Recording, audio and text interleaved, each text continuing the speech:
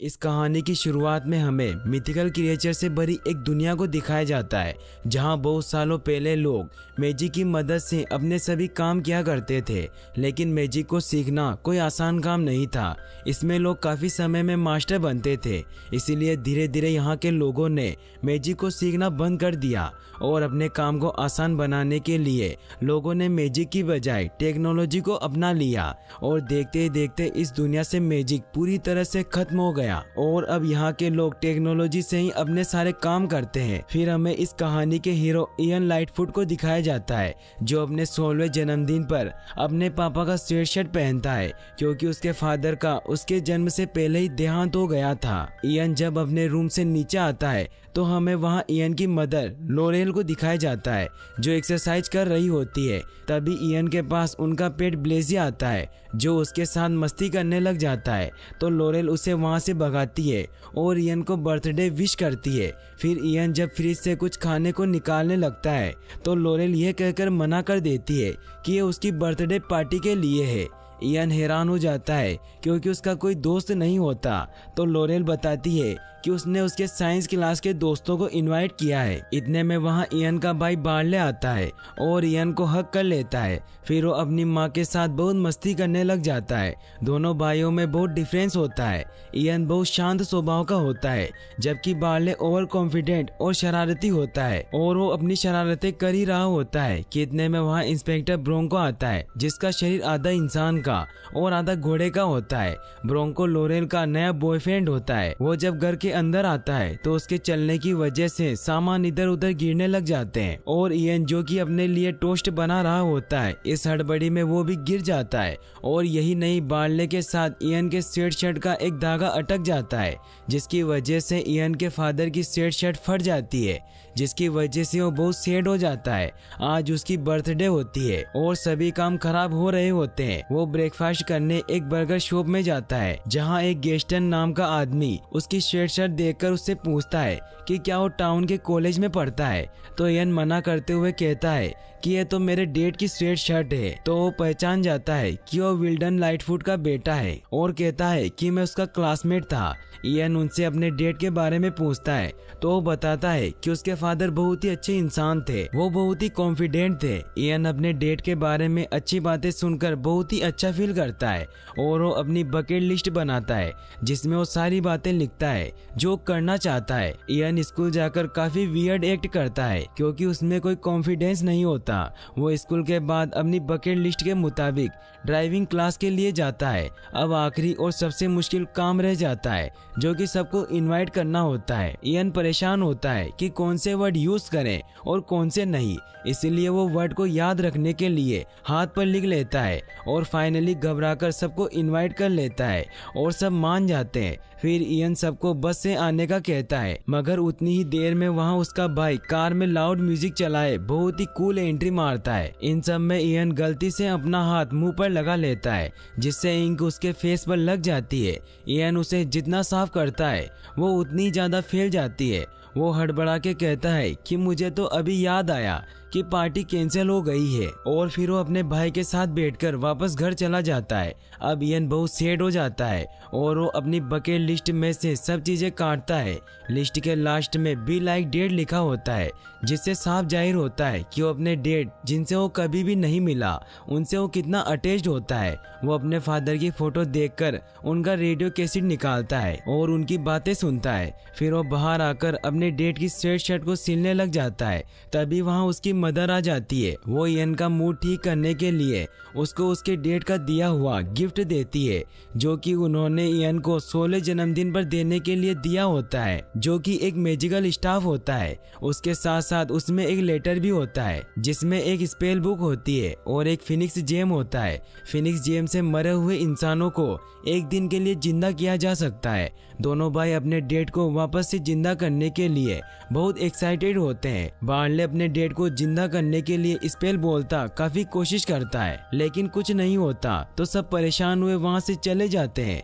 Ian staff लिए अपने room में आ जाता है और स्टाफ के पास बैठा सेड हुआ वो स्पेल को स्लो पढ़ने लग जाता है। तो एकदम से स्टाफ ग्लो करती है। इयन ये देखकर स्पेल को पूरा करता है। इयन जैसे जैसे स्पेल पढ़ता है तो उसमें से मैजिक निकलता है और वो उसके फादर को बनाना शुरू कर देती है। बार्ले शोर सुनता इयन के रूम में आता है और सब देखकर इयन को मोटिवेट करता है कि स्पेल कंप्लीट करें, मगर वो नर्वसनेस में स्पेल गलत पढ़ देता है, जिसकी वजह से जेम टूट जाता है और अब तक उसके फादर के सिर्फ पैर ही बने होते हैं। दोनों को कुछ समझ नहीं आता कि अब वो क्या करे। टूटा हुआ जेम देखकर बार्ले को आइडिया आता है और वो विजर्ड गेम का कार्ड निकालता है और विजर्ड के घर जाने का कहता है ताकि वो जेम लेकर स्पेल को कंप्लीट कर सके और अपने पापा को एक दिन के लिए जिंदा कर सके। मगर इसके लिए उनके पास 24 आवर्स होते हैं, क्योंकि स्पेल मरे हुए इंसानों को सिर्फ एक दिन के लिए ही जिंदा कर सकता है। वो दोनों वेन में अपने पापा को लिए विजर्ड हाउस की तरफ निकल जाते हैं। बार्ले ड्राइव कर रहा होता है। इयन फादर से मिलने की एक्साइटमेंट में एक बकेट लिस्ट बनाता है। उसमें वो सब कुछ लिखता है जो वो अपने फादर के साथ करना चाहता है। बार्ले इयन से कहता है कि वो स्पेल बुक से डिफरेंस स्पेल की प्रैक्टिस करे। इयन स्पेल ट्राई करता है मगर कुछ मैजिक नहीं होता।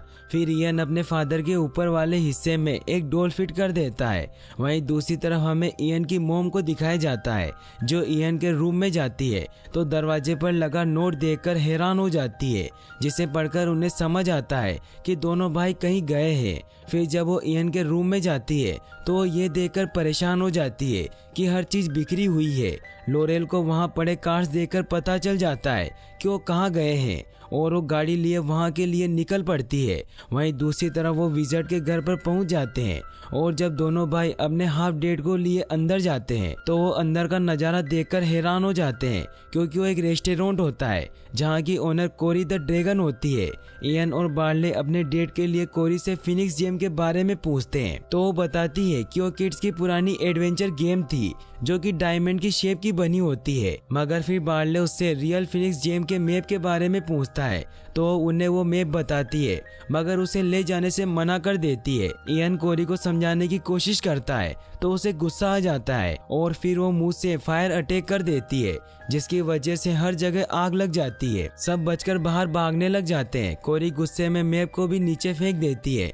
इयन उसे उठाने लगता है लेकिन वो मैप जल जाता है। फिर वो तीनों वहाँ से भागने लग जाते हैं, लेकिन इयन के हाफ फादर वहीं रह जाते हैं और उनके ऊपर एक पिलर गिरने लगता है। तो इयन स्टाफ पकड़े स्पेल बोलता है जिससे मैजिक होता है और वो अपने डेट को बचा लेता है। अब दोनों भाई अपने फादर को लिए वापस कार में आ जाते हैं। इयन सैड हो जाता है क्योंकि अपने फादर को वापस लाने का मैप ही आखिरी रास्ता था। इतने में बार्ले उसे दिखाता है कि उसने वो मैप ले लिया था, जिसके अकॉर्डिंग वो जगह रेवेंस पॉइंट होती है। वो दोनों रेवेंस पॉइंट पहुंचने के लिए हाईवे से जाने का डिसाइड करते हैं।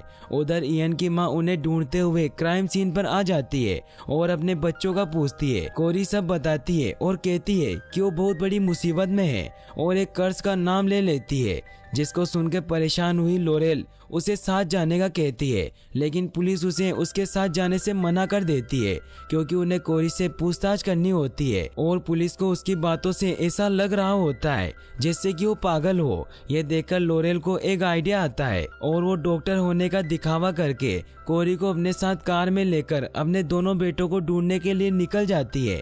फिर हमें दोनों भाइयों को दिखाया जाता है जिनकी कार में पेट्रोल खत्म हो जाता है। बार्ले इयन को मैजिक से बुक में स्पेल का बताता है जिससे किसी भी चीज को बड़ा किया जा सकता है। फिर बार्ले पेट्रोल कंटेनर को बड़ा करने का कहता है। इयन ट्राई कर रहा होता है मगर बार्ले अपने एक्साइटमेंट में उसे डिस्टर्ब कर देता है, जिससे टैंक तो बड़ा नहीं होता लेकिन बार्ले छोटा हो जाता है। बार्ले उसे बताता है कि हर स्पेल के बेड साइड इफेक्ट होते हैं। अब इयन बार्ले को पॉकेट में बिठाए पेट्रोल लेने के लिए जाता है। जैसे ही वो पेट्रोल पंप पहुंचते हैं तभी वहां बाइक पर बैठे काफी स्पीड आकर वहां क्योस मचा देते हैं। इयन पेट्रोल भर भर रहा होता है और इधर बार्ले अपनी साइज के स्पीड से बहस स्टार्ट कर देता है, जिससे गुस्सा हुए स्पीड उन्हें मारने आते हैं। इयन अपने डैड और अपने भाई को उठाए गाड़ी की तरफ भागता है और कार में पेट्रोल भरता है, लेकिन कार लॉक्ड होती है। तो बार्ले थोड़ी सी खुली विंडो से अंदर चला जाता है और लॉक खोल देता है, लेकिन अब बार्ले तो छोटा हो गया था, जिसकी वजह से इयन को ही ड्राइव करनी पड़ती है। सब स्पीड गुस्से में आए इनका पीछा कर रहे होते हैं। इयन जिसने नई नई ड्राइविंग सीखी होती है और अभी तक उसने हाईवे पर गाड़ी भी नहीं चलाई थी, इसी वजह से वो कंफ्यूज तो बहुत होता है, लेकिन उसका भाई बार्ले उसे बताता जाता है, जिससे अब इयन एक्शन स्टाइल में गाड़ी चलाता है। स्पीड तेजी से अंदर आकर उन पर अटैक कर देते हैं। इतने में स्पेल का असर खत्म हो जाता है और बार्ले फिर से नॉर्मल हो जाता है। इयन ड्राइव करते नॉर्थ वे की तरफ टर्न लेकर सभी स्पीड से पीछा छुड़वा लेता है, लेकिन फिर स्पीड तेज होने की वजह से पुलिस उन्हें रोक लेती है। इयन जिसने अभी नया नया मैजिक करना सीखा है, वो एक स्पेल से दोनों भाई ब्रोंको में चेंज हो जाते हैं। वो पुलिस ऑफिसर को अपनी बातों में झांसा दे रहे होते हैं, मगर इतने में स्पेल का असर खत्म होने लग जाता है और वो दोनों फौरन उनसे जान छुड़ाकर भाग निकलते हैं। दोनों ऑफिसर नीचे पाँव के निशान देखते हैं तो घोड़े के बजाय एल्फ्स के होते हैं, जिनको देख उन्हें उन पर शक हो जाता है, जिससे वो ब्रोंको को कॉल करके सब बता देते हैं। फिर हमें लोरेल को दिखाया जाता है जो कोरी से कर्स का पूछती है, जिस पर कोरी उसे बताती है कि वो एक गार्डियन कर्स है और जो कोई भी वहाँ से फिनिक्स जेम ले लेगा उस पर एक बहुत ही शक्तिशाली ड्रैगन अटैक करेगा और इस ड्रैगन को एक स्पेशल सोर्ड से ही मारा जा सकता है। दोनों सोर्ड लेने एक शॉप में जाते हैं। लोरेल की जरूरत देख शॉपकीपर उससे बहुत ज्यादा पैसे मांगती है। तभी लोरेल को ब्रोंको का कॉल आता है और वो उसे बताता है कि मेरे ऑफिसर ने उन्हें नॉर्थ की तरफ जाते हुए देखा है। वहीं कोरी को उस शॉपकीपर पर बहुत गुस्सा आ जाता है और वो उसे बेहोश कर देती है। फिर वो सोर्ड लेकर वहां से निकल जाते हैं। वहीं अब ब्रोंको भी उनको ढूंढने के लिए निकल पड़ता है। इयन और बार्ले पहाड़ी इलाके से रेवेंस पॉइंट तक जा रहे होते हैं। रास्ता काफी खराब होने की वजह से उनका बम्पर टूटकर नीचे गिर जाता है। वहीं जब ब्रोंको उस रास्ते से गुजरता है तो उसे वो बम्पर दिख जाता है और उसे पता चलता है कि वो दोनों किस तरफ गए हैं। इधर बार्ले एक खाई के पास जाके अपनी कार रोकता है। अब तक सुबह हो चुकी होती है। दोनों देखते हैं कि खाई की दूसरी तरफ फोल्डेड ब्रिज है। बार्ले इयन को ब्रिज क्रॉस करने के लिए स्पेल कास्ट करने का कहता है। इयन मैजिक करता है और वहाँ एक इनविजिबल ब्रिज आ जाता है। बार्ले इयन को डरते देख उसे हौसला देने के लिए उसकी कमर पर रस्सी बांध देता है और फिर उसे खाई में पांव रखने का कहता है। इयन डरते हुए आगे बढ़ता है तो वो नीचे गिर जाता है। बार्ले उसे ऊपर खींचता है और उसे समझाता है कि वो कॉन्फिडेंट रहे। अब फिर वो विश्वास करके पांव आगे रखता है और चलता जाता है। बीच में जाकर इयन की रस्सी खुल जाती है, मगर इयन को कुछ पता नहीं चलता। एंड के करीब जाके वो पीछे देखता है तो रस्सी अटैच न होने पर वो डर जाता है और नीचे गिरने लगता है, लेकिन वो रोक्स को पकड़ लेता है और ऊपर आ जाता है। फिर वो ब्रिज खोल देता है और बार्ले गाड़ी लेकर उस तरफ आ जाता है। दोनों रेवेंस पॉइंट तक पहुंच चुके होते हैं। इतने में वहां ब्रोंको आ जाता है और उन्हें हेल्प करने का ऑफर करता है। ये दोनों उसका यकीन नहीं करते और उसे चकमा देकर भाग जाते हैं। ब्रोंको ये देखकर और भी ऑफिसर को बुला लेता है। वो सब उनका पीछा कर रहे होते हैं। इयन ऑफिसर को रोकने के लिए चट्टान को गिराने का स्पेल बोलने लगता है, लेकिन मैजिक काम नहीं करता और कोई ऑप्शन ना होने पर बार्ले पत्थर की मदद से कार को फुल रेस दबाए चट्टान को तोड़ देता है और पुलिस से जान छुड़ा लेता है। लेकिन इन सब में बार्ले की कार तबाह हो जाती है। अब दोनों रेवेंस स्टेचू के बीच से डायरेक्शन देखकर अगले रेवेंस के स्टेचू के पास जाते हैं और उसके बीच से डायरेक्शन देखकर उस लास्ट वाले रेवेंस स्टेचू के पास जाते हैं, जिसकी चोंच नीचे की तरफ पॉइंट कर रही होती है। इयन उस पत्थर पर रिफ्लेक्शन में एक ब्रिक को देखता है जिस पर पानी का साइन बना होता है। ये देख दोनों नदी से गुजरते हुए केव में जाते हैं। इयन यहाँ मैजिक से लाइट करता है और चिप्स के पीस को मैजिक से बड़ा करके बोर्ड बना लेता है। इयन और बार्ले फाइनली अपनी डेस्टिनेशन पर पहुंच जाते हैं, मगर ये सब तो एक ट्रैप होता है। एक बड़ा सा जेली क्यूब उनके ऊपर अटैक कर देता है।